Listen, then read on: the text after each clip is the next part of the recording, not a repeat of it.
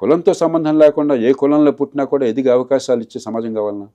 బీసీలకు 42% రిజర్వేషన్లు ఇవ్వడానికి జయప్రకాష్ నారాయణ వ్యతిరేకమా? కులాలు నిజం ఈ దేశంలో అప్పుడు సార్ కొన్ని వందల ఏళ్ల పాటు కుల వ్యవస్థ పుట్టుకతోనే మనిషిని ఎక్కువ తక్కువ చేసింది. కాబట్టి వివక్ష ఉన్నది. వీళ్ళందరికీ మీరు సమానం అయిపోయినారు, అంతా కలిసి రండి ఓటేయండి అని చెప్పంటే చాలదు.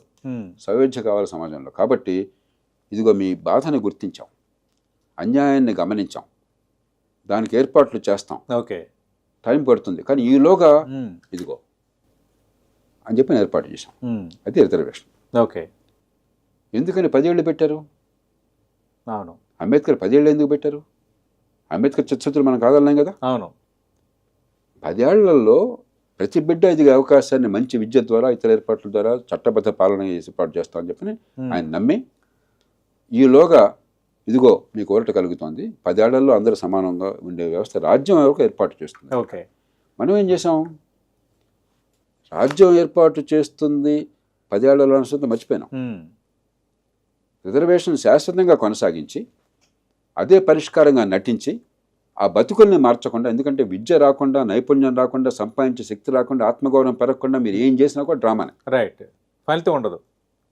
ఆ బతుకుల్ని మాత్రం అట్లాగే ఉంచి నిరంతరం కూడా పరాధీనులుగా మార్చేసి కులాల మధ్య తంపులు తీసుకొచ్చి ప్రజలను ఓట్లు వేసి యంత్రాలుగా మార్చేసి డ్రామాలు ఆడుతున్నాం. 42% 30% అని ఈ గ్యాస్ పక్కన పెట్టేద్దాం, నిజాయితీగా మాట్లాడదాం. కానీ నా సమస్య అంతకంటే పెద్ద సమస్య. రిజర్వేషన్లు ఇచ్చిన మాత్రం చేత జీవితాలు బాగుపడినాయా? పడలా. ఎందుకు పడలేదు? ఎందుకు దాని మీద దృష్టి పెట్టలేదు? ఎందుకు చదివి ఇంత అధ్వాన్నంగా ఉంది? ఓకే. తెలంగాణలో 1,08,000 రూపాయలు ఖర్చు పెడుతున్నారు స్కూళ్ళలో. ముఖ్యమంత్రి గారు ఈ మాట శాసనమండలిలో చెప్పారు. మరి 16 ఏళ్ళు 18 ఏళ్ళు వచ్చిన పిల్లలకి 150 మంది గడియారం చూసి టైం చెప్పడం ఎందుకు రాదు? 150 మంది ఎన్ని గంటల నిద్రపోయే రాత్రి లెక్క చెప్పమని చెప్పండి, ఎందుకు లెక్క చెప్పలేకపోతున్నారు? రైట్. ఏమైపోయింది వ్యయం అంతా? 190 మంది డిస్కౌంట్ చెప్పలేకపోతున్నారు. 2025లో ఈ చిన్న విషయం కూడా తెలియ ఆ ప్రతిభ ఉన్నది. దేవుడు తెలివితేటలు ఇచ్చాడు. ఆ ప్రతిభ వికసించకుండా ఆ పిల్లల భవిష్యత్తు బాగుపడుతుందా? మీ రిజర్వేషన్ వల్ల జీవితాలు బాగుపడుతున్నాయా? ఎవరిని మోసం చేస్తున్నారు మీరు?